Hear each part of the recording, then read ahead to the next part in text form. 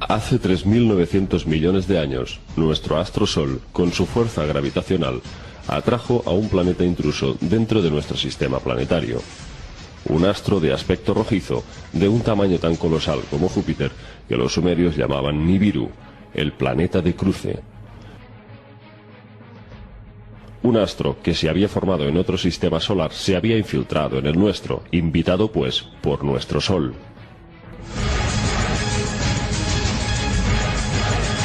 Al desviarse así la trayectoria de Nibiru, ocurrió un desastre cósmico sin precedentes, pues el paso errático de este nuevo astro estaba en rumbo de colisión contra otro coloso, un planeta llamado Tiamat. Conocido como el astro acuoso, formado por océanos en su totalidad, Tiamat constaba de 11 satélites, el mayor de ellos se llamaba Kingu. En esa época en nuestro sistema solar solo había 8 planetas, que los sumerios designaban así.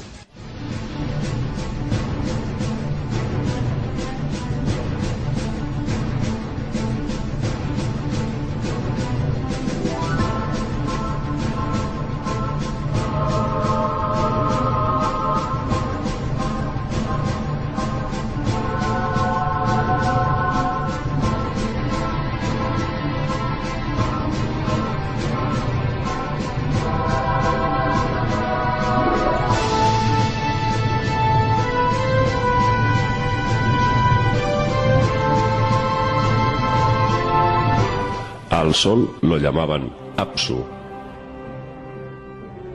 En los textos se relata cómo algunos planetas surgieron de otros cuerpos celestes más grandes y más complejos. Se dice que Anshar, Saturno, generó una nube estelar de la que surgieron Urano y Neptuno, los astros gemelos.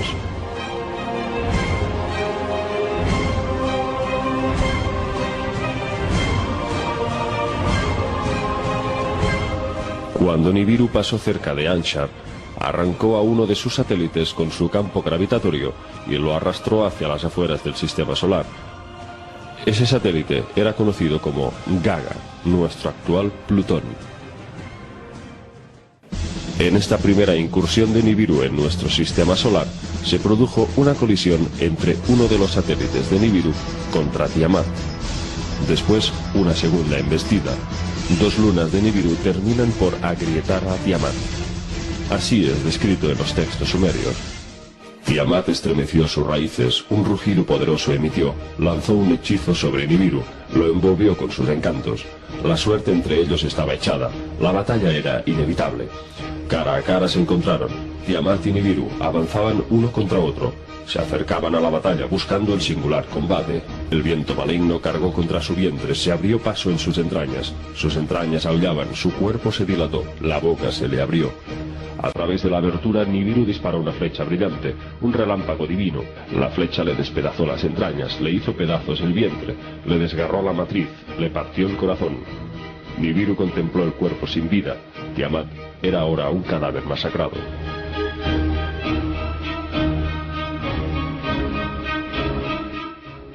Pero no terminó ahí el castigo contra Tiamat. 3.600 años después, Nibiru regresaba otra vez hacia el sistema solar para cruzarlo nuevamente entre Marte y Júpiter.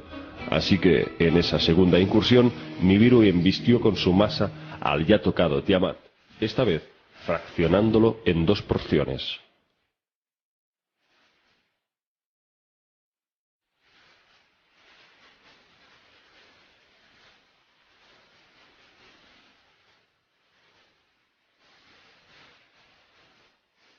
El señor Nibiru volvió más tarde, se encaminó hacia ella, se detuvo a ver su cuerpo sin vida.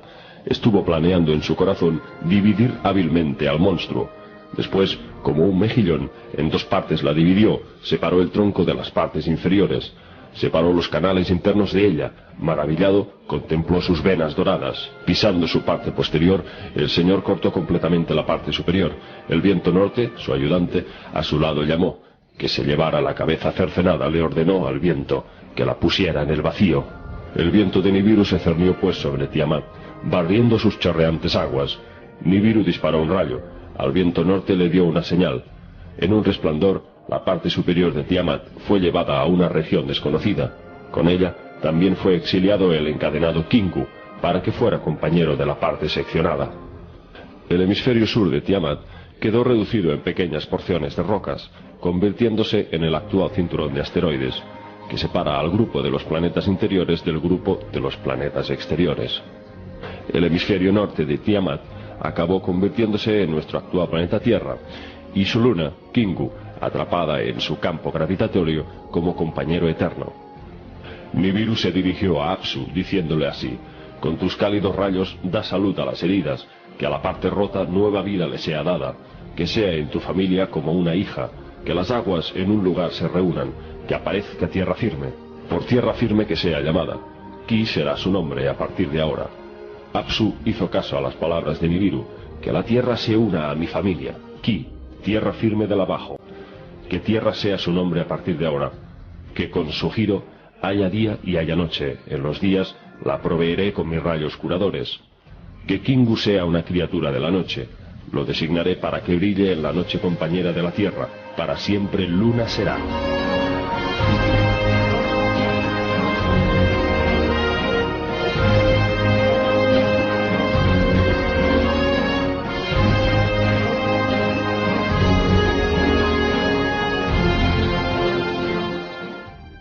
Los Anunnaki contaban un año nibiruano como un Shar, lo que en el tiempo terrestre equivaldría a 3600 años, justo lo que tarda Nibiru en dar un giro completo en su órbita intrusiva alrededor de nuestro sistema solar.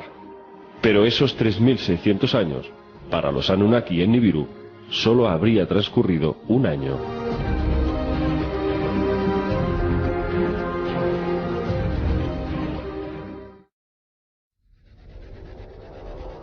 ¿Existen indicios actualmente de la proximidad de Nibiru a la Tierra?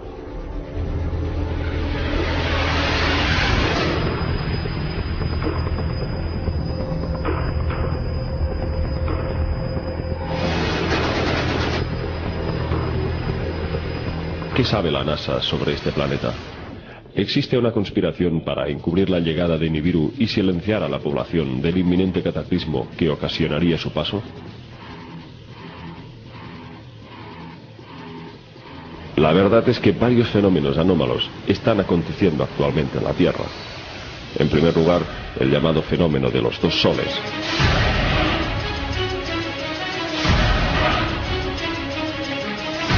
Miles de personas en todo el planeta han visto y filmado el Sol con otro segundo objeto luminoso de grandes proporciones. Al parecer, según algunos expertos, Nibiru estaría llegando desde una órbita detrás del Sol y solo se haría visible ocasionalmente desde algunas regiones específicas.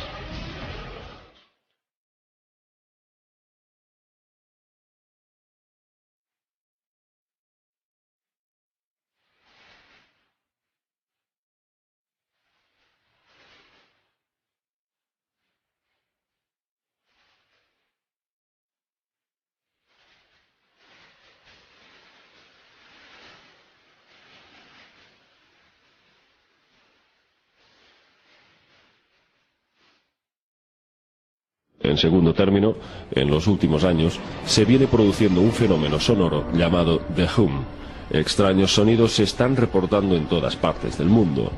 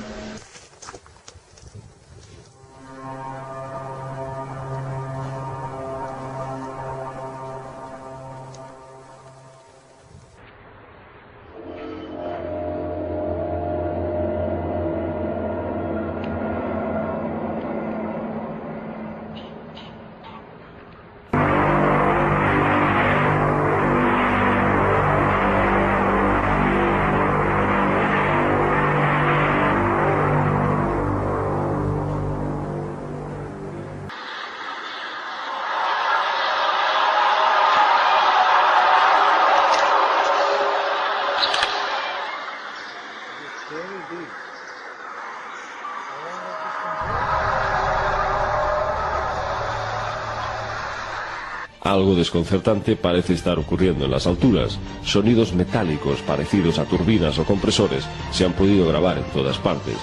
Hay muchas teorías, pero nada demostrado. Algunos postulan que podrían ser vibraciones procedentes del centro galáctico. Otros abogan por el posicionamiento de una nave estacionaria en la estratosfera, y algunos se aventuran a considerar que podrían ser brechas dimensionales o puertas estelares que se estarían abriendo debido a las masas de energía fotónica que recibimos del centro galáctico, al que hasta el 2012 nos vamos alineando. El sonido guarda un cierto parecido con las amenazantes trompetas apocalípticas del film de Steven Spielberg, La Guerra de los Mundos.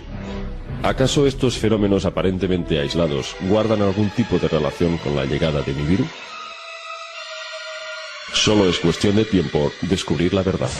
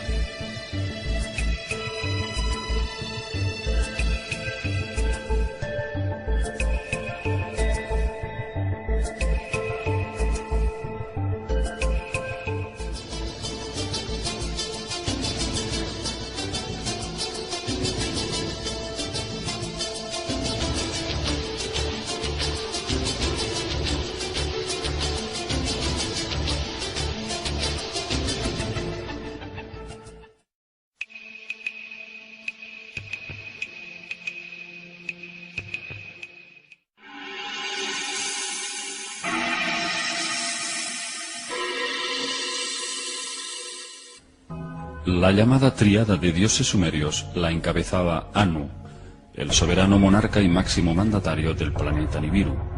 Casado con Antu, tenía dos hijos, Enlil y Enki, enfrentados entre sí por la sucesión del trono.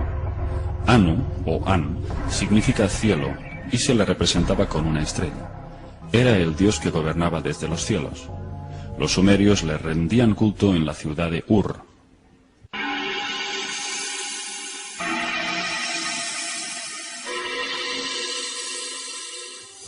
Enlil, segundo hijo de Anu, era el dios supremo de Sumeria, tras sustituir a su padre. Conocido como el dios de las tormentas y el viento, su naturaleza era la fuerza y la violencia.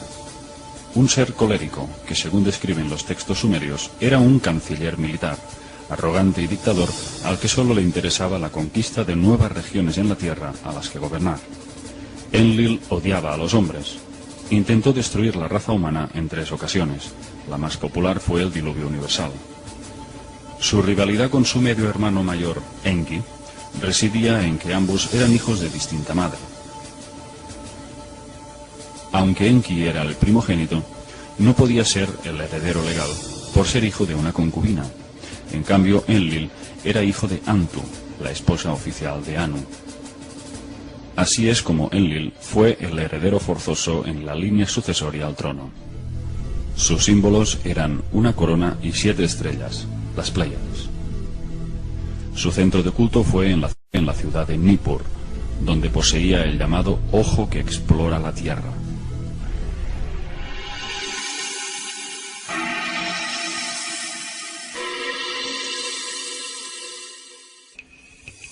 dios sumerio de las aguas, la fertilidad y la sabiduría, guardián de las leyes divinas, Enki era un científico e ingeniero con grandes conocimientos sobre ingeniería genética, a través de la cual diseñó y creó al ser humano, manipulando el ADN para mejorarlo a través de diversos intentos. Era el único dios sumerio que podría considerarse benéfico para la humanidad. Se distinguía por su sabiduría y filosofía espiritual. Fue quien impartió el conocimiento al hombre antiguo. Ofreció sus enseñanzas en la agricultura, la astronomía, la astrología, y era un gran ingeniero marítimo, capaz de reconducir ríos, canales y cauces, o crear grandes embalses para aprovisionar de agua a los pueblos sedientos. Como creador del hombre, Enki sentía una especial devoción por la humanidad. Sus intenciones y esfuerzos se volcaron en mejorar la calidad de vida en la tierra, y en más de una ocasión arriesgó su propia vida para defender a los pueblos de la tierra del ataque de otros dioses que querían aniquilar la humanidad por medio de armas devastadoras.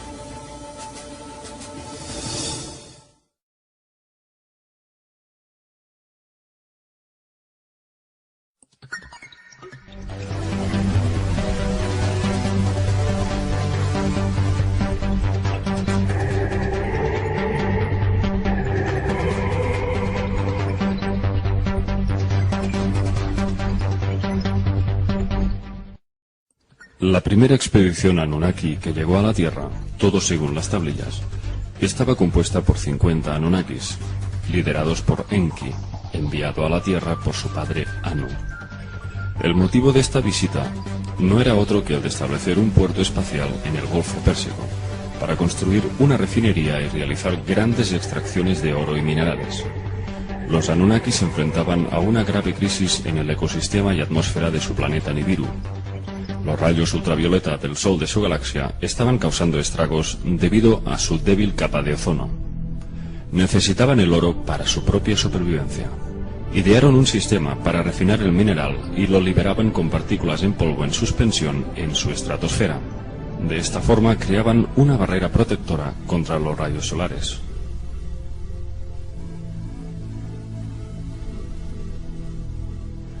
Gracias a su avanzada tecnología, descubrieron grandes yacimientos de oro bajo las aguas del Golfo Pérsico.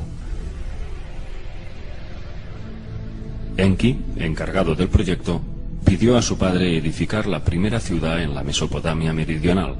La ciudad se llamaba Eridu, que significa casa construida en la lejanía.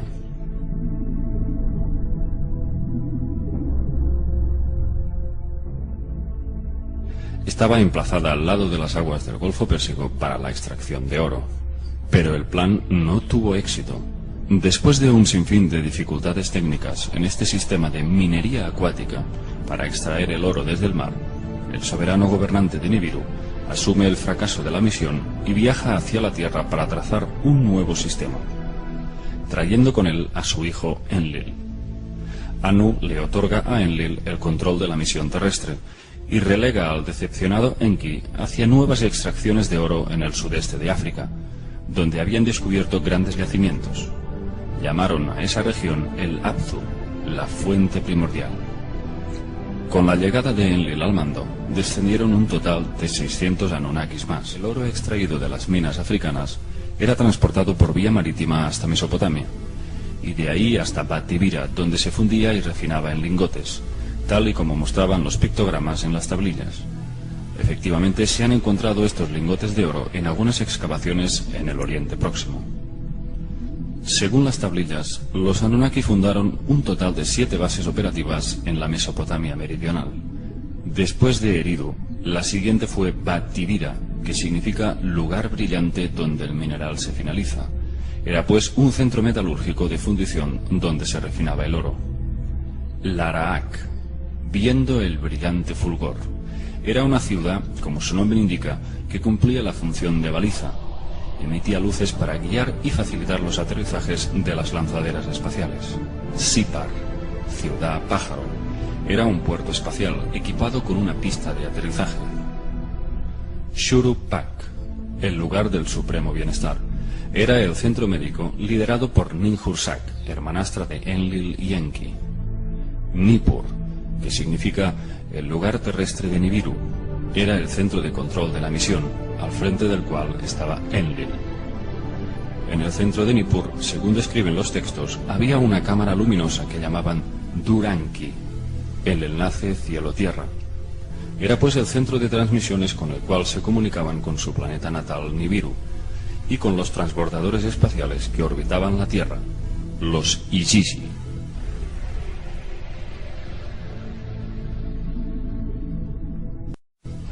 La palabra Ijiji significa aquellos que ven y observan. Eran los astronautas de la misión. Los Ijiji permanecían en el espacio en espera de recibir el oro y lo embarcaban en naves con destino a su planeta Nibiru. Había un total de 300 Ijijis orbitando la Tierra. El investigador ruso Zecharia Sitchin se dio cuenta de que todas esas ciudades estaban estratégicamente configuradas como centros para recibir lo que podríamos llamar transbordadores espaciales. Solamente observando desde el cielo, todo aquello empezaba a cobrar sentido. Dispuso un mapa de la región y empezó a marcar círculos concéntricos alrededor de esas ciudades. Luego trazó 3 líneas, dentro de las cuales se marcaban las 7 ciudades perfectamente simétricas. Todas ellas, sin excepción, formaban una ruta en línea recta, como una flecha, y todas confluían en una línea central, que es donde estaba situado Sipar, precisamente el puerto espacial donde había una pista de aterrizaje. Esta parece ser una evidencia difícil de rebatir, puesto que estas localizaciones parecen regirse por una geometría matemática que va más allá de las leyes de la casualidad. Las tensiones entre Enlil y Enki se agravaron cuando su medio hermana Ninhursag, la oficial médico en jefe, fue enviada a la Tierra para ayudar en los centros operativos. Ninhursag intentó seducir a sus 2 hermanos con el claro propósito de seguir las reglas de sucesión. Si uno de ellos le daba un hijo, heredaría el trono. Tanto Enlil como Enki mantuvieron relaciones con Ninhursag en varios intervalos de tiempo, y ésta les dio varios hijos a ambos.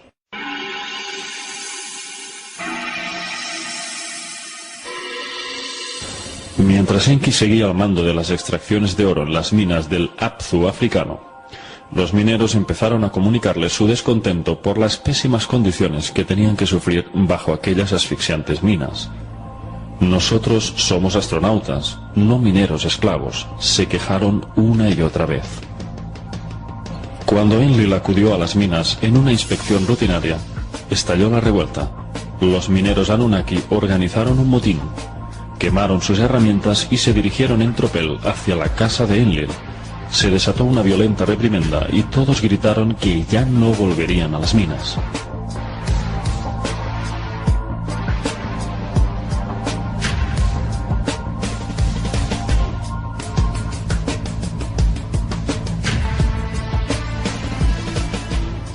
Entonces, Enlil comunicó a su padre Anu que la situación era incontenible y que se cortaba el suministro de oro. Las minas estaban cerradas y los Anunnaki se negaban a obedecer órdenes. Anu descendió a la Tierra y se reunió con todos los mandatarios. Hubo un consejo de guerra. Enlil estaba furioso y pensó que la solución para una total obediencia sería un castigo para el cabecilla que había organizado el motín. Exigió pena de muerte para el instigador, pero este nunca apareció. Los Anunnaki se habían unido en un acto de lealtad y no se dejaban intimidar por las amenazas. Con la llegada del rey Anu, los mineros le relataron las duras condiciones que habían tenido que afrontar en esas minas. El soberano les dio la razón y ordenó el cierre total de las minas. La misión quedó suspendida. Pero, ¿qué podían hacer ahora? Enki tuvo una idea. Y ante todo el consejo, dijo lo siguiente. En el sudeste africano vaga un ser que puede ser entrenado para realizar tareas en las minas. Si la marca de los Anunnaki fuese implantada en él.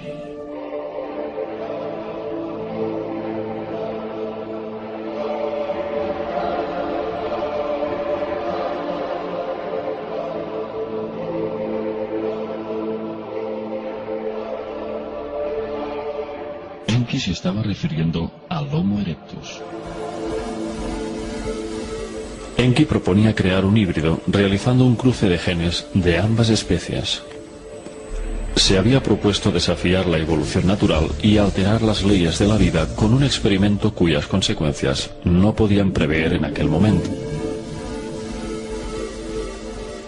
Debido a que la situación requería un plan inmediato, el Consejo aprobó la idea y le dijo a Enki: Crea un Lulu y deja que sufra el yugo de los Anunnaki.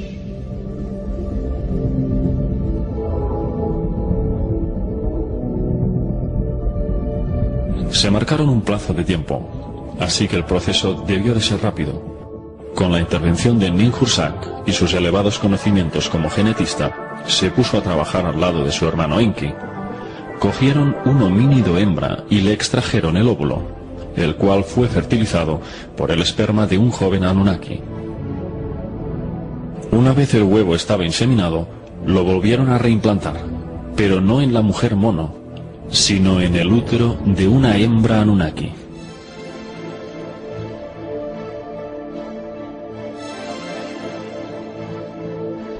Cuando surgió la criatura, Ninhursag la cogió en brazos y la alzó en el aire exclamando: Lo he creado, mis manos lo han hecho.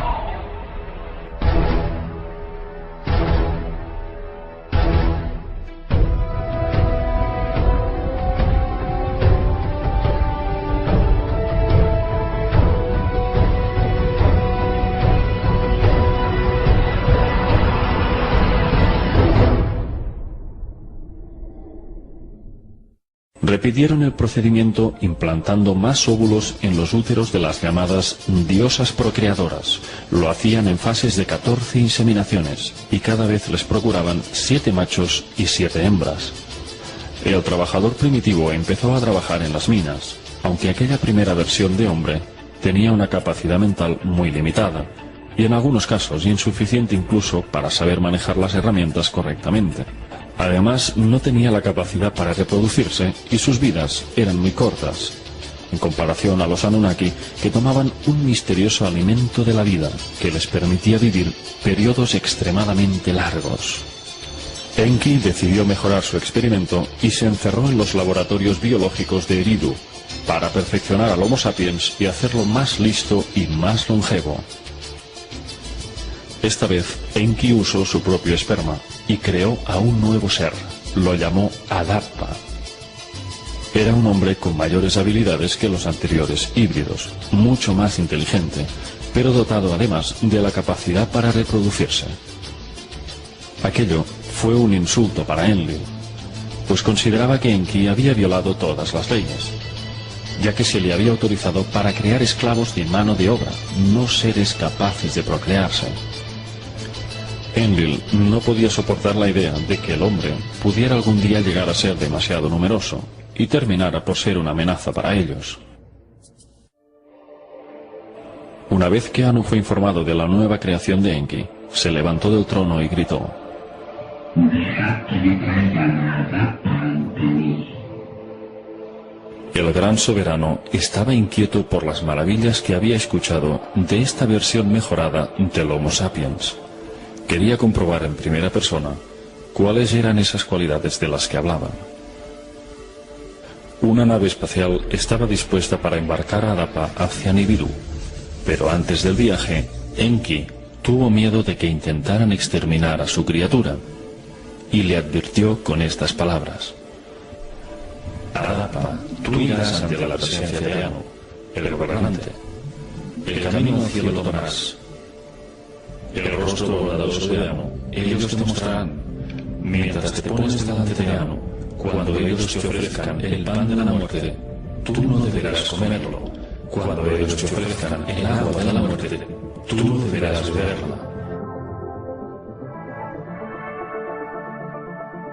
Cuando Adapa llegó a Nibiru y se postró frente al soberano, éste quedó impresionado por su inteligencia. Recitaba versos y poesías que Enki le había enseñado. Anu estaba asombrado.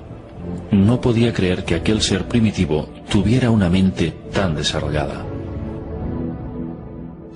Entonces, cuando Adapa terminó de hablar, Anu se dirigió a sus consejeros y les preguntó qué debían hacer con él.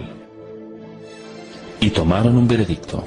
Fascinados por sus encantos, querían que Adapa se quedara en Nibiru. De modo que le ofrecieron el agua y el pan de la vida, lo cual le daría la inmortalidad para permanecer con ellos en su mundo. Pero una vez le sirvieron el pan y el agua, Adapa rechazó tomarlo, siguiendo el consejo de Enki. Así fue como Adapa regresó de nuevo a la tierra, sin haber sido obsequiado con la vida eterna. Una vez en la tierra, Adapa fue ordenado sumo sacerdote de Eridu, la ciudad de Enki.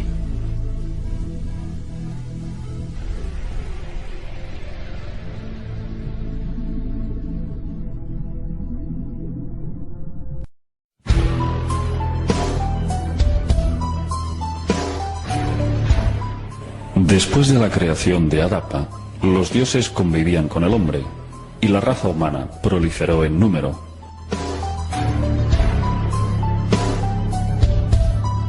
Los Anunnaki exigían más esclavos primitivos para sus tareas, pero poco a poco dejaron de utilizarlos como mineros y se fueron olvidando de las extracciones de oro, para convertir al hombre en un sirviente para todo tipo de tareas. Los dioses les enseñaron a cultivar campos, a recitar poesías y a danzar y cantar para ellos.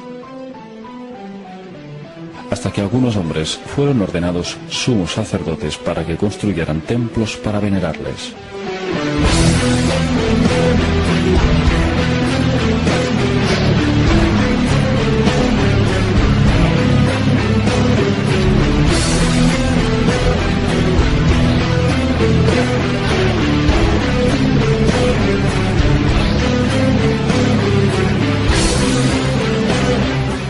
Cada Anunnaki alimentaba su egocentrismo fundando una ciudad propia para ser venerado como un dios. Todo lo que sabemos sobre los Anunnaki se lo debemos a un excepcional descubrimiento que tuvo lugar en un yacimiento de la bíblica ciudad de Nínive, la antigua capital asiria. Fue en el siglo XIX, en las ruinas del palacio de Asurbanipal, donde encontraron una biblioteca con los restos de 25.000 tablillas de arcilla con inscripciones cuneiformes, que nos relatan con detalle cómo esta civilización extraterrestre llegó a la Tierra hace 445.000 años y creó genéticamente al ser humano hará unos 300.000 años. ¿Quiénes eran realmente los Anunnaki? En el panteón sumerio figuran 23 dioses Anunnaki, pero sabemos que ni eran dioses, ni ángeles, ni demonios, sino criaturas con un desarrollo tecnológico y unos conocimientos sobre física avanzada, capaces probablemente de alterar el espacio y el tiempo, de atravesar dimensiones y mundos paralelos, y dotados de un potencial psíquico con el que podrían manipular las mentes de una raza inferior y convertirla en una especie esclava. Ante una civilización tecnológica como la suya, el hombre les consideró dioses celestiales con poderes para gobernar el cielo y la tierra.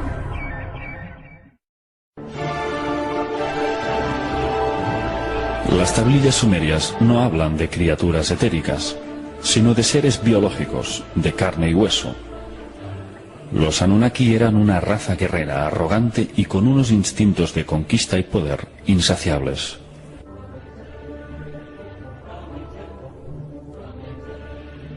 Sabemos por los grabados que físicamente en comparación con los hombres eran muy altos, probablemente una altura superior a los 2,5 metros, y también mucho más fuertes. Se les representa como grandes manipuladores genéticos capaces de crear vida artificial y con conocimientos psíquicos muy elevados para jugar a ser dioses, creando religiones como sistema de control de la población, para confundir y generar guerras y disputas entre los pueblos de la Tierra. Pero, ¿qué aspecto tenían estas entidades? ¿Eran tan humanos como nosotros? En los grabados sumerios, los Anunnaki eran representados en forma humanoide, y aunque sus rasgos faciales quedaban parcialmente ocultos, en parte debido a sus barbas de lapislázuli, parecían tener un rostro humano.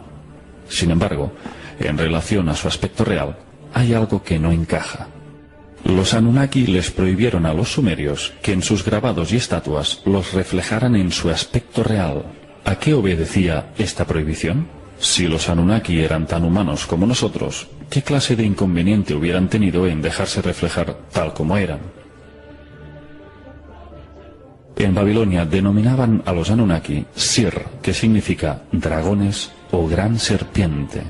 De hecho, el propio Enki pertenecía a una estirpe familiar llamada la Hermandad de la Serpiente, ya que su madre, la concubina Nanu, era descendiente de esta sangre. El símbolo de Enki eran las dos serpientes enroscadas del caduceo. Este símbolo podría encerrar hasta 3 tipos de significados. La primera interpretación sería la naturaleza reptiliana de estos seres, una posibilidad cada vez más aceptada por investigadores de todo el mundo, en vista de que prácticamente todas las culturas antiguas de la Tierra fueron creadas por dioses serpiente llegados de las estrellas. La segunda interpretación sería que, debido a que las dos serpientes guardan una estrecha similitud con la cadena del ADN humano, sería todo un sello distintivo para decirnos que ellos nos crearon, algo así como un copyright que viene a recordarnos quién es el fabricante de nuestra raza. El tercer significado del caduceo sería la síntesis del conocimiento, de la sabiduría espiritual, ya que tal como viene simbolizado por el hinduismo, la serpiente enroscada es la energía kundalini que el hombre guarda latente en su chakra sacro, en espera de que ascienda hacia la iluminación, recorriendo todos los centros energéticos hasta alcanzar el 7º y último chakra, el coronal. En el Oriente Próximo se encontraron varias estatuillas de dioses sumerios, claramente de aspecto reptiliano. Sus rostros parecen ranas y sus cráneos son mucho más alargados que los humanos, especialmente en la parte occipital. De hecho, ya se han encontrado calaveras en Sudamérica, supuestamente pertenecientes a los antiguos Anunnaki. Concretamente en Perú, en el Museo Arqueológico de Lima y en el Museo de Ica, que muestran unas dimensiones craneales mucho mayores que las humanas, de tipo dolicéfalo, con unas cuencas oculares mucho más grandes e inusualmente redondas. Según el investigador suizo Nassim Haramein, estos cráneos, que él denomina cabeza conos, pertenecen a los antiguos Anunnaki y constituyen la prueba de que no pueden ser humanos. En cambio, los detractores argumentan que estas deformaciones forman parte de rituales de algunas culturas para parecerse a los dioses, especialmente en el antiguo Egipto. Para ese fin, utilizaban tablas o cintas de cuero pegadas al cráneo desde el nacimiento. El niño sufría una compresión craneal continua que podía deformar la frente, los laterales o la nuca. Pero sabemos que nunca podría modificar la capacidad craneal en centímetros cúbicos. El proceso podría deformar el hueso, pero no aumentar su volumen. Eso sería del todo imposible. Y la prueba de ello es que los cráneos humanos encontrados que realizaban estas deformaciones no se parecen en absoluto a estos llamados cone heads, cabeza conos.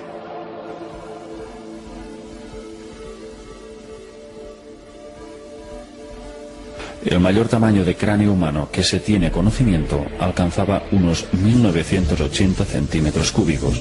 Sin embargo, algunos de estos misteriosos cráneos alcanzaban un tamaño de unos 3.200 centímetros cúbicos, una diferencia importante.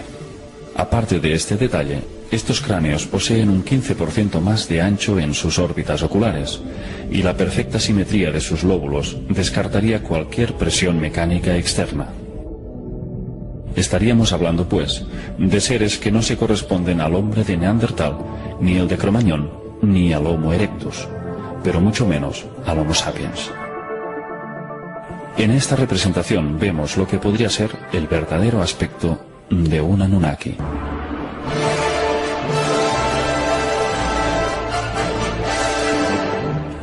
Según las tablillas, eran seres territoriales, belicistas y tremendamente ritualistas. Se regían por la numerología y realizaban sacrificios humanos y animales en fechas señaladas como parte de un ritual de invocación hacia otras dimensiones.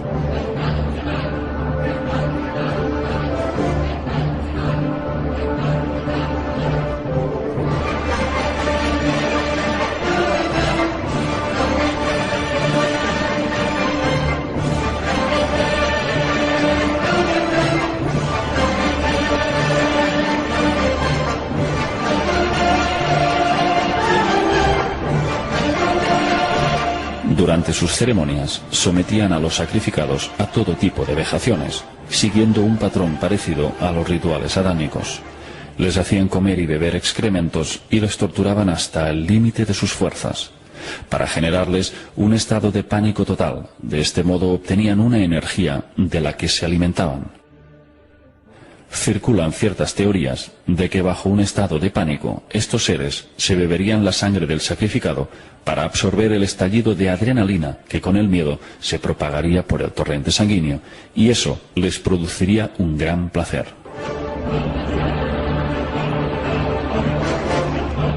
Enki, en cambio, era contrario a estas prácticas y luchaba para liberar al ser humano de su esclavitud, a través de la fundación de las llamadas antiguas escuelas de sabiduría, que tanto proliferaron en Egipto.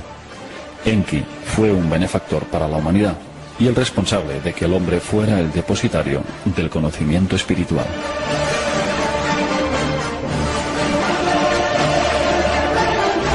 Fuimos visitados en el pasado y posteriormente creados genéticamente por una raza de reptiles humanoides.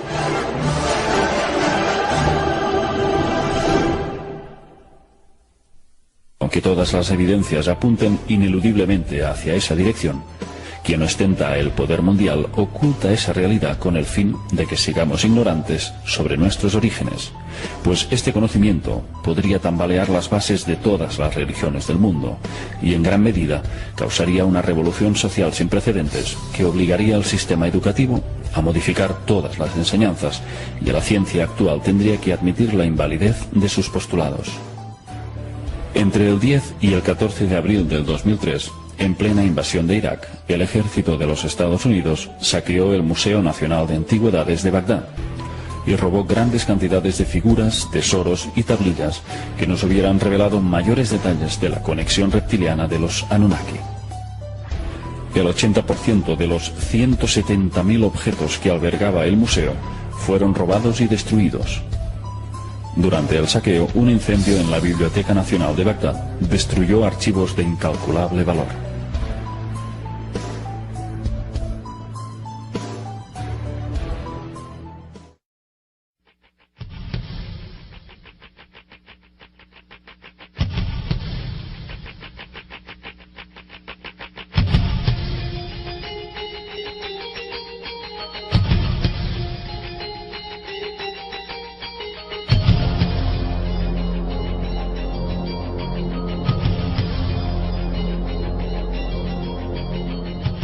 Cuando comenzaron a multiplicarse sobre la tierra y hubieron procreado hijas, viendo los hijos de Dios la hermosura de las hijas de los hombres, tomaron de entre ellas por mujeres las que más les agradaron. Libro del Génesis.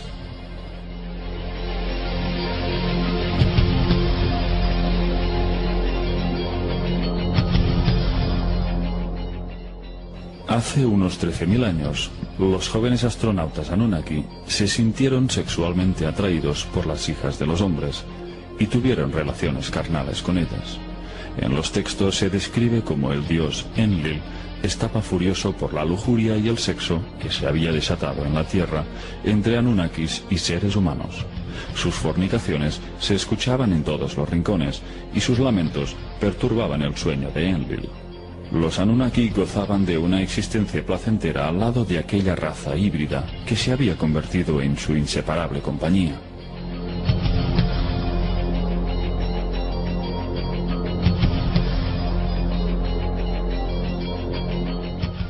Enlil entró en cólera, hastiado por la dependencia que sus congéneres sentían por los humanos.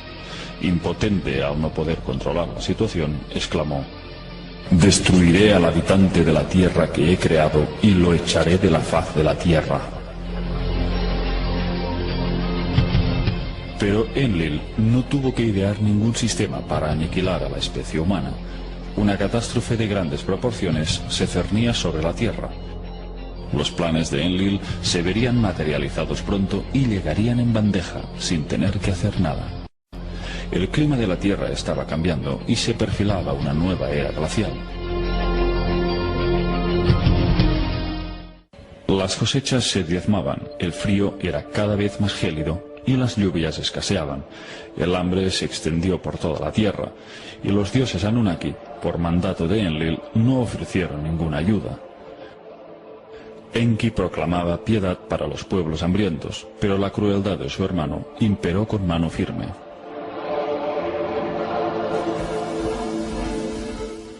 Enlil dijo: «Dejad que se mueran de hambre, dejad que sean diezmados».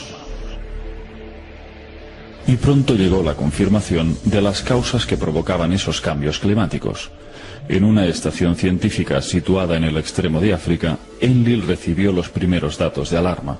La gran placa de hielo antártica se estaba deslizando peligrosamente hacia el océano. La inestabilidad de los hielos se debía a la atracción gravitacional que ejercía el planeta Nibiru, cuya órbita se aproximaba a la Tierra como hacía cada 3.600 años, pasando entre Marte y Júpiter.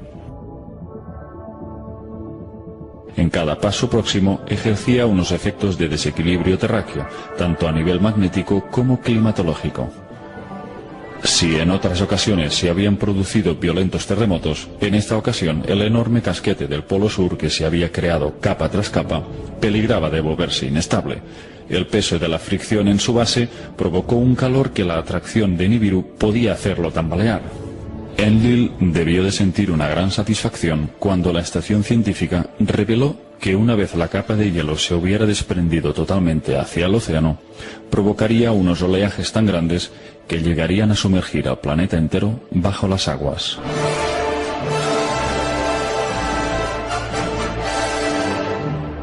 Aquel peligro inminente quedó confirmado por los Igigi que orbitaban la Tierra.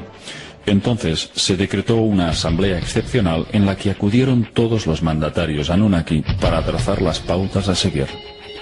La gran convocatoria tuvo lugar en Sipar, el puerto espacial. Enlil comunicó cuáles habían de ser las directrices. Ordenó que se guardara estricto silencio para que ningún ser humano supiera nada de la catástrofe que se cernía. De este modo, se lograría la total aniquilación del ser humano en el planeta. Por supuesto, Enki protestó enérgicamente y se opuso a obedecer sus órdenes, pero ante la furia creciente de Enlil, finalmente cedió y prometió guardar total silencio. Al mismo tiempo, se preparaban varias naves para partir. Los Anunnaki tampoco sobrevivirían al desastre si permanecían en tierra firme. Su plan consistía en esperar el momento exacto para abandonar el planeta y dejar que las aguas arrasaran toda forma de vida. Alrededor del año 2900 a.C., en la ciudad de Shuruppak, un hombre había sido elevado a la condición de rey. Su nombre, Ziusudra. En la versión bíblica era conocido como Noé. Enki lo había engendrado fruto de su unión con una humana. Pero su paternidad se le había atribuido a Lamec, descendiente de Adapa. En el libro de Enoch se nos detalla que Matusalén había elegido una esposa para su hijo Lamec. Cuando ésta quedó embarazada, tuvo un hijo singular, que los textos describen así: su cuerpo era blanco como la nieve y rojo como una rosa floreciente, y el cabello de su cabeza y sus largos mechones eran blancos como la lana, y sus ojos eran hermosos. Y cuando abrió sus ojos, iluminó toda la casa como el sol, y toda la casa estaba resplandeciente. Después del nacimiento de Noé, Lamec corrió hacia su padre y le dijo: «He engendrado a un extraño hijo, distinto y diferente del hombre, y parecido a los hijos de los dioses de los cielos, y su naturaleza es diferente y no es como nosotros. Y me parece que no ha nacido de mí, sino de los ángeles». De modo que, siendo Noé Ziusudra, hijo de Enki, éste no permitiría que fuera borrado de la faz de la tierra, y depositó en él todas sus esperanzas para salvar la semilla de la humanidad. Pero fue una experiencia espiritual lo que le hizo tomar la decisión definitiva. Una noche, Enki tuvo una visión reveladora. Se le apareció un ser llamado Gazu, resplandeciente como los cielos, que le instruyó y le cedió una tablilla con un dibujo de una embarcación sumergible. Estas fueron sus palabras: Ahora toma el lado en tus manos para que los terrestres hereden la tierra. Llama a tu hijo Ziusudra, revélale la inminente calamidad sin romper el juramento. Dile que construya una embarcación que pueda soportar la avalancha de agua, una embarcación sumergible, semejante a la que te muestro en esta tablilla, que se salven él y su familia, y que lleve también la simiente de todo lo que sea valioso, sea planta o animal. Esa es la voluntad del Creador de todo.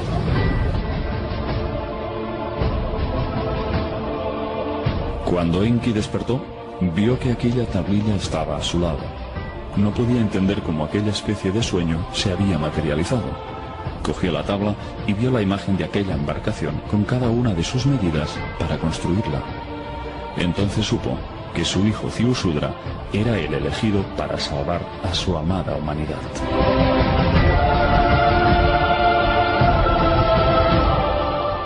Enki entró en acción y lo hizo de una forma indirecta y sutil, penetrando en lo más hondo del subconsciente de Ziusudra, a través de sueños en los que le dio las instrucciones pertinentes para construir aquella arca que los tenía que salvar. Una noche, Enki se acercó hacia las estancias donde dormía Ziusudra y le habló a través de una pantalla de juncos. Estas fueron sus palabras: abandona tu casa, construye una embarcación, renuncia a tus posesiones, salva la vida. El aparejo tiene que ser muy fuerte, la brea fuerte y espesa para que no entre el agua. Que sea una embarcación que pueda darse la vuelta y caer para sobrevivir a la avalancha de agua. Construye la embarcación en 7 días, reúne en ella a tu familia y a tus parientes. Acumula en la embarcación comida y agua, lleva también animales domésticos. Después, en el día apuntado, se te dará la señal. El día esperado llegó y las primeras señales del desastre se manifestaron.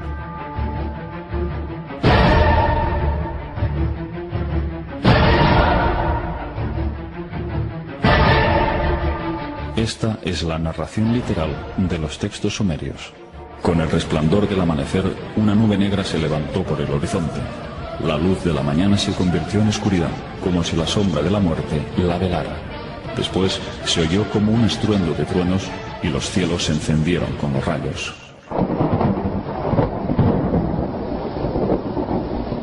Una capa de hielo golpeó contra otra capa de hielo. De pronto se levantó una gran ola. La muralla de aguas llegaba hasta los mismos cielos. Una tormenta de una ferocidad nunca vista se puso a bramar en el fondo de la tierra. Cuando la ola llegó a Shuruppak, se tragó a la embarcación como un abismo de agua. Aunque completamente sumergida, la embarcación se mantuvo firme. No entró siquiera una gota de agua. En el exterior, la ola de la tormenta tomó desprevenida a la gente como una batalla mortal. Nadie podía ver a sus semejantes, el suelo se desvaneció y solo había agua.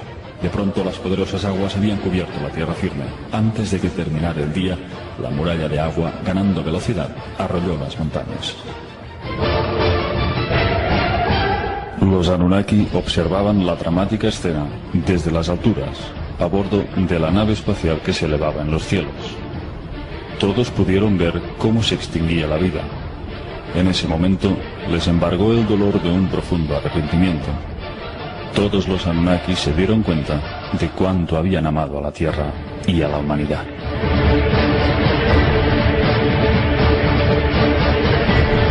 Todos lloraron, se sentaron y gritaron de impotencia y dolor. Se escuchaban los llantos de Ninhursag, Ishtar y el resto de líderes Anunnaki.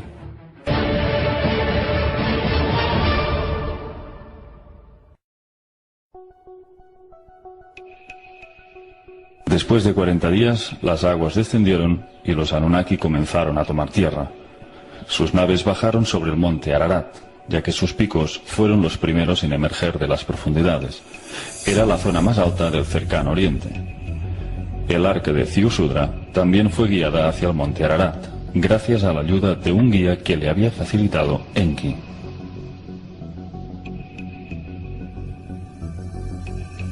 Cuando aterrizó la nave de Enlil, este vio llegar a Ziusudra con su embarcación hacia el monte. Enlil estalló de ira al ver que la semilla de la humanidad se había salvado. No podía tolerar que un pequeño grupo de humanos hubieran sobrevivido. Pero Enki consiguió persuadirle. Le hizo razonar el hecho de que todos los Anunnaki necesitarían el servicio y la ayuda del hombre para reconstruir el nuevo mundo. Entonces Enlil bendijo a Ziusudra y a sus hijos, y les dijo: procread y multiplicaos, y volved a llenar la tierra.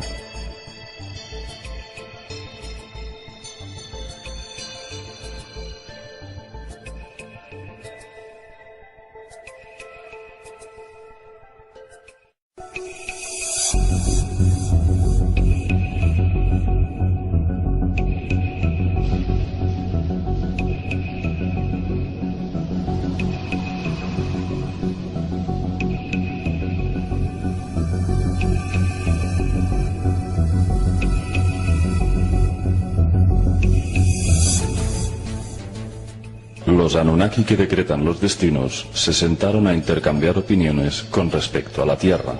Crearon las 4 regiones. Cuando las aguas descendieron y las capas de lodo se secaron, las tierras de Sumer fueron repobladas de nuevo por los grandes dioses Anunnaki. Solo en las tierras altas era posible la siembra de cereales y hortalizas, de modo que, según los estudios de Sitchin, la agricultura emergió súbitamente después del diluvio universal en el llamado Monte de los Cedros, en Baalbek, Líbano. Según los textos, Anu envió las semillas desde el cielo a su hijo Enlil. Enlil transportó la cebada y la sembró en la montaña, transportó aquello que vegeta. Ante las infinitas posibilidades que les permitía esta segunda reconquista de la tierra, pudiendo partir desde cero, los hermanos rivales Enlil y Enki dividieron la tierra en 4 regiones, pero no solo para gobernarlos ellos mismos, sino sus respectivos descendientes. Un sorteo extraordinario arrojó el siguiente resultado. Enlil y sus hijos heredarían Asia y Europa. Enki y su clan gobernarían África.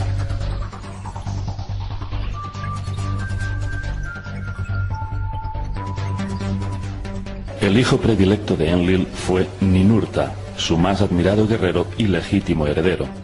Era el máximo gobernante de la ciudad de Nippur. Ninurta heredó las tierras de Elam, Persia y Asiria.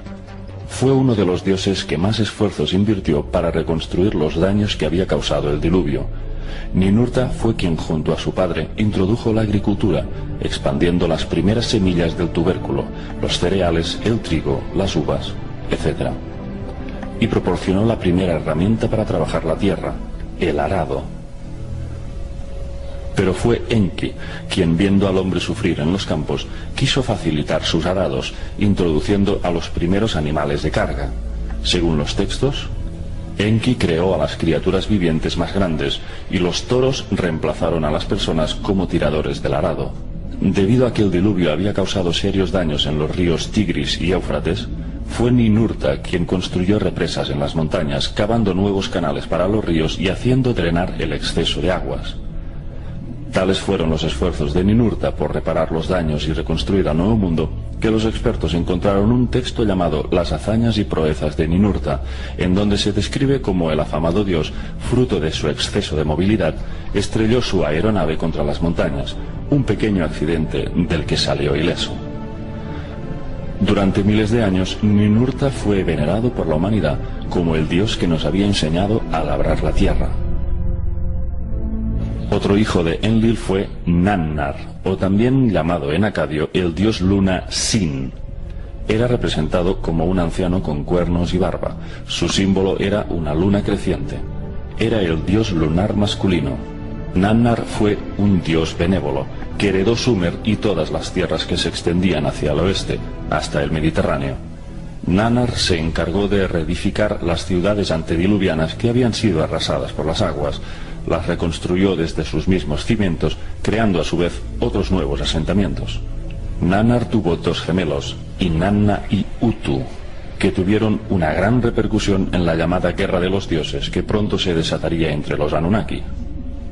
Inanna, o en acadio, Ishtar, era la diosa del amor y la guerra. Aunque tenía 7 templos de veneración en Sumeria, el mayor de todos era en la ciudad de Uruk. Inanna era una diosa guerrera conocida por sus insuperables habilidades de lucha. Su ferocidad y crueldad en el campo de batalla la convirtieron en una diosa temida por hombres y dioses. Prácticamente invencible, su sed de conquista la llevó a protagonizar cruentas guerras contra el clan de Enki. El hijo más pequeño de Enlil fue Ishkur, también llamado Adat en acadio. Se le representaba subido a un toro y portando rayos en sus manos, de forma muy parecida al dios griego Zeus. Ishkur heredó las tierras del noroeste, el Asia Menor y las islas del Mediterráneo.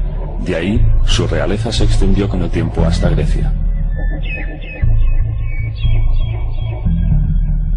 Siendo Enki soberano de África, repartió el dominio de sus áreas entre sus hijos. Su hijo primogénito y heredero legítimo fue Marduk, que significa hijo del monte puro, pero a su vez Marduk es también el nombre babilónico de Nibiru, que Enki le puso en honor a su planeta de origen. Marduk se había convertido en el hijo favorito de Enki, ya que había aprendido con maestría todos sus conocimientos científicos y astronómicos. Además, era un guerrero implacable, pero carecía de la nobleza de su padre y era incapaz de contener la ira y la sed de conquista. Sin embargo, esa actitud no impidió que Enki tuviera una relación de estrecha armonía y amistad con su hijo. Enki le cedió todos sus poderes políticos, científicos y morales y confió plenamente en sus capacidades de liderazgo, hasta el punto de que gracias a sus heroicas hazañas se convirtió en dios de Babilonia.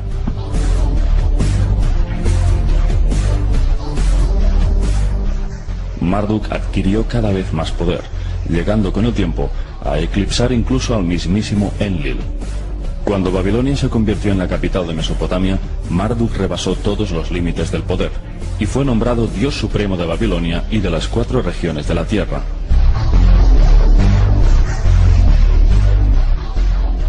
Según las interpretaciones de Sitchin, Marduk heredó las tierras del Valle del Nilo, y podría muy bien ser que Marduk y Ra, el dios solar de Egipto, fuesen la misma entidad, así como Enki sería el dios egipcio Ptah, el padre de Ra. Según Sitchin, Enki o Ptah fundó y levantó Egipto alrededor del año 21.000 a.C. y lo gobernó durante 9.000 años. Después cedió el trono de Egipto a su hijo Marduk, el Ra egipcio. Pero Marduk reinó solamente 1000 años, ya que abruptamente dejó Egipto alrededor del año 11.000 a.C. y lo hizo porque a Marduk le interesaba gobernar al mundo entero desde las tierras de Sumeria. Así fue como cedió el reino de Egipto a sus hijos. Otro hijo de Enki fue Nergal, conocido como el dios del desierto y el fuego, y por algunas religiones, especialmente la judía, es considerado un demonio del inframundo. Enki otorgó a Nergal la zona meridional de África. El siguiente hijo de Enki fue Gibil, dios del fuego, que aprendió las artes de la metalurgia y era conocido como un dios sabio, cuya mente impenetrable era la más amplia de todos los dioses. Gibil gobernó el norte de la zona meridional y asumió el control de las minas africanas. Otro hijo de Enki fue Dumuzi. Era conocido como el pastor, o dios de la fertilidad. Dumuzi estuvo casado con la diosa Inanna y fue el 5º rey de la dinastía de Bad-Dibira. Dumuzi heredó la meseta de pastos del Sudán. La 4ª y última región que faltaba para repartirse entre los Anunnaki fue la ciudad de Tilmun, emplazada en la península del Sinaí. Un punto clave en el establecimiento Anunnaki y eje central de todas sus misiones terrestres. Tilmun significa tierra de los misiles. Era un gran puerto espacial de donde partían sus naves. Algunos expertos describen a Tilmun como una puerta estelar o una escalera al cielo, aunque también es definida como la zona sagrada o la morada de los dioses, por lo que se deduce que albergaba una tecnología espacial capaz de transportar a los dioses hacia otros mundos o a su propio planeta de origen, Nibiru. Todos los humanos que fueron escogidos para ascender hacia la morada de los dioses pasaron por Tilmun. En relatos bíblicos y sumerios se describe el ascenso a los cielos de Enoch, en Merudanki, Adapa o hasta de Ziusudra. En todos ellos se describe un proceso parecido, y es que 2 seres divinos les acompañaron hacia el viaje estelar.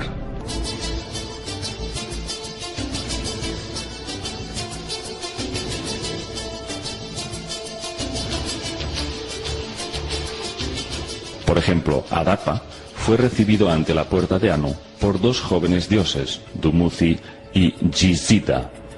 Los que acompañaron a Emerudanki fueron los dioses Shamash y Ishkur. En el caso de Enoch fueron dos arcángeles. Cuando estos humanos elegidos cruzan la llamada puerta de Anu, simbolizada por el disco solar que representa a Nibiru, luego son regresados a la Tierra. Pero estos humanos llegan ascendidos, iluminados por una instrucción celestial, convertidos no solo en científicos, sino en sumos sacerdotes y en progenitores de un largo linaje sacerdotal que sus hijos se encargarán de instaurar en la Tierra. De estos sacerdotes elegidos por los dioses descendería toda una generación de faraones, monarcas y reyes que gobernarían diferentes regiones del planeta. Y una ley inamovible estaba sujeta a su linaje. Solo podían procrear con los de su misma línea de sangre. Según los textos, la simiente sacerdotal no puede ser profanada. También sabemos que esos humanos elegidos y convertidos en sacerdotes y faraones eran en realidad híbridos de los dioses Anunnaki. Por lo tanto, eso explicaría la prohibición de mezclarse con seres humanos comunes. Entonces, cabe preguntarse, ¿qué clase de genética contenía la sangre de estos elegidos? ¿Por qué los dioses crearon estos linajes de sangre híbrida para que gobernaran los pueblos de la Tierra? El autor británico David Icke asegura que detrás de este linaje de híbridos se oculta un poder en la sombra que gobierna nuestro mundo a través de sociedades secretas que se remontan a la antigua Babilonia. Según él, estos híbridos pasaron a ser faraones en Egipto y de ahí emigraron hacia Europa, creando la actual realeza. Estos monarcas, según David Icke, poseen una genética reptiliana que les permite cambiar de forma. Los llama los reptilianos metamórficos y dice que adoptan forma humana para pasar desapercibidos ante nuestros ojos. Si David Icke tiene razón, ¿serían estos linajes procedentes de los Anunnaki utilizados como un sistema de control a través de una línea sanguínea que sirva a sus intereses de dominación? Y volviendo al punto del relato, los Anunnaki estaban ansiosos por conseguir el dominio de Tilmun. Pero para evitar conflictos de intereses y hacer un reparto justo, optaron por adjudicarle la ciudad a la medio hermana de Enlil y Enki, la diosa Ninhursag.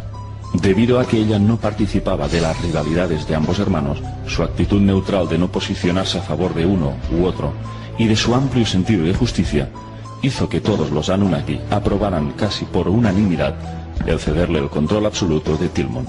Las tierras de Tilmun albergaban minas de las que los faraones egipcios extraían piedras preciosas, turquesas, lapislázuli, malaquita, cobre, etc., así como depósitos de agua subterránea bajo la superficie rocosa. La diosa egipcia Hathor era conocida como Señora del Sinaí y gobernaba aquellas minas de Tilmun. Hathor era representada con cuernos de vaca y la llamaban por el sobrenombre de la vaca.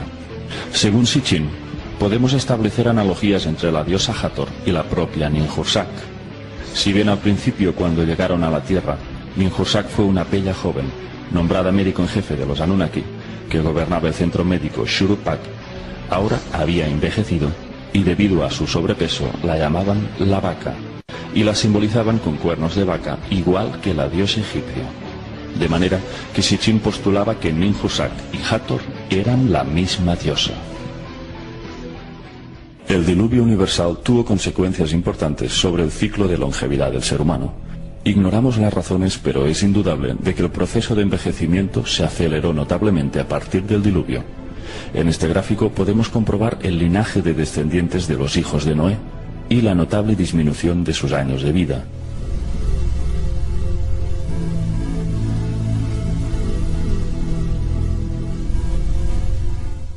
¿A qué se debió este proceso degenerativo? La pérdida de longevidad motivó en muchos seres humanos comunes la búsqueda de la inmortalidad, el secreto de la vida eterna que solo los dioses Anunnaki custodiaban.